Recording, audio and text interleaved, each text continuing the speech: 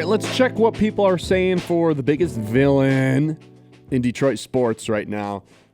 Jeff says Ben Johnson, without a doubt.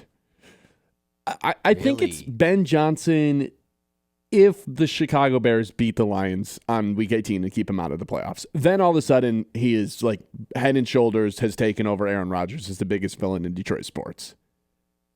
I don't think he has quite yet. What if the Lions win?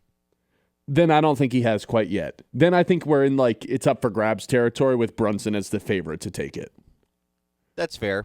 I could see the angle where like if the Lions win, people have actually more hate towards Ben Johnson. Like, oh, look, you left and we beat you twice. Like, exactly. Is that a villain or is that more of like a because if they win, can rub it in. If they win, I feel like it's less hate towards Ben Johnson and it's more miss. You know, it's more like, man, it'd be nice if the Lions had Ben Johnson. You know, like it's jealousy. It'll be jealousy when the Lions play a team in the NFC playoffs where they're just running circles around the Lions because we don't have an offensive play caller. Mark says it's always Rodgers. It'll forever be Rodgers. Like it? Yeah, that's kind of how I feel as well.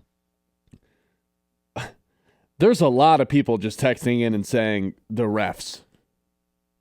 I didn't think about the refs. Okay, that's pretty good. You know, I don't subscribe to the theory that the NFL's rigged or that you can blame the officials week in, week out.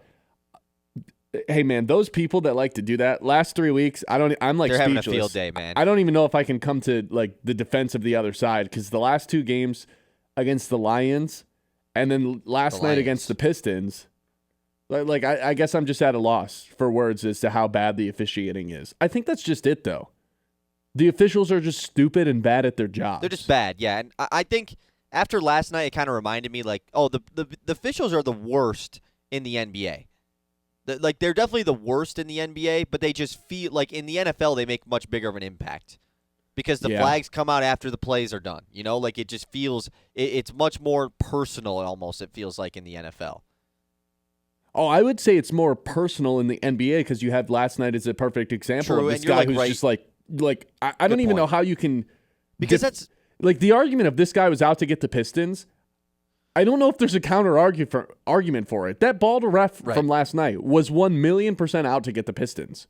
So, like, for all the people that are like, the refs are the biggest enemy, I might have to give up for the rest of the year and just say, you guys win. You're right, yeah, because in the NFL, it's odd. You can just scream at an official.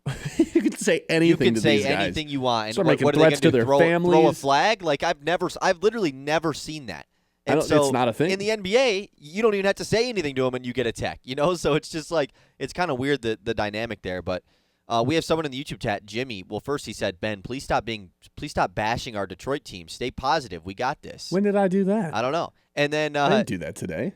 Yeah, but I mean, you've been doing it this week, so maybe that's why. I've only been doing it to one team, anyways, right? He also says Scott Harris for biggest villain, ?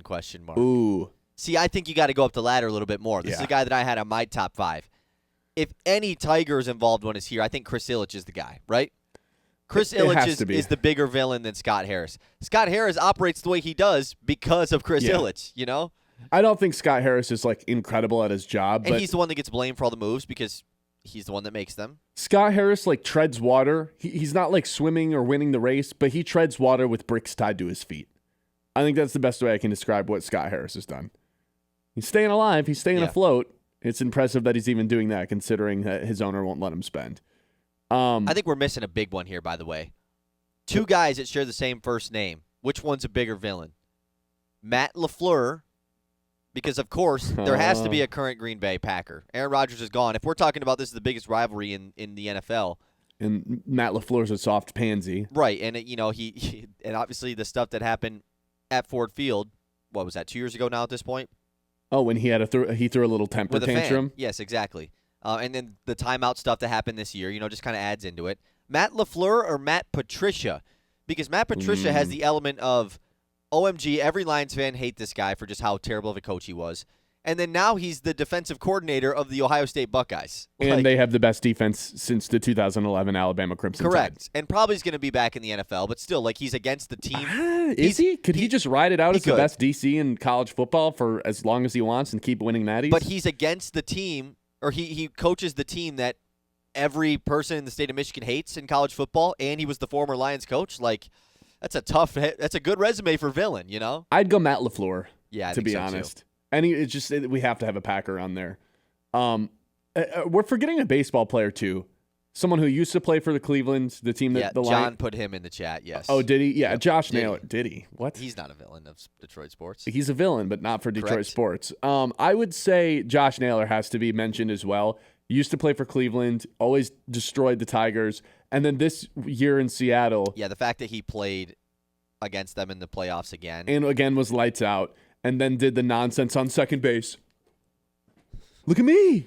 Look at me. He pissed me off so much during the playoffs, so I feel like he has to be on here too. Ramirez was just ridiculous for a different reason. I don't think Quan and J-Ram can be villains because villains have to be hateable. Like, that's the whole point of villains.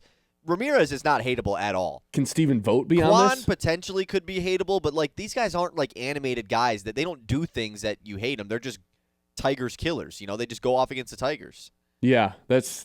I think it has to be Naylor if we're gonna pick a baseball player. Couple more in the chat. LeDuc says Monty Williams and Jim Joyce. Oh, yes, two really good ones. Monty right there, Williams has to be. I don't know if that counts as like present, but he will always be the person that I like. He's close enough, man. Yeah. You know, yesterday happens and Stu's like, oh yeah, JB Bickerstaff. He's one of our guys. He's out there defending us. Bickerstaff's getting teed up for defending his guys. The officiating could have been that bad 2 years ago, and Monty Williams would have been like, chill out, Cade. Chill out, Asar. Hands in his pockets, you know. Yeah, just chilling. Nelson Cruz getting tossed around a little bit. We're mainly doing. I mean, he was a Tigers killer for so long, but I suppose. But we're doing current guys. Yeah, that's probably it. I'm trying to think if I came up with any more. I think Micah just kind of has to be on the list just because. Now that he's out for the year, no, but like Micah definitely is in the realm. Especially because he's making the Hutchinson contract look semi-bad right now, which I don't love. Chauncey that. Billups? That guy won the Detroit championship. He's not a villain. Not at all. Yeah, all right. I guess that covers it. All right. 10 o'clock hour on the way.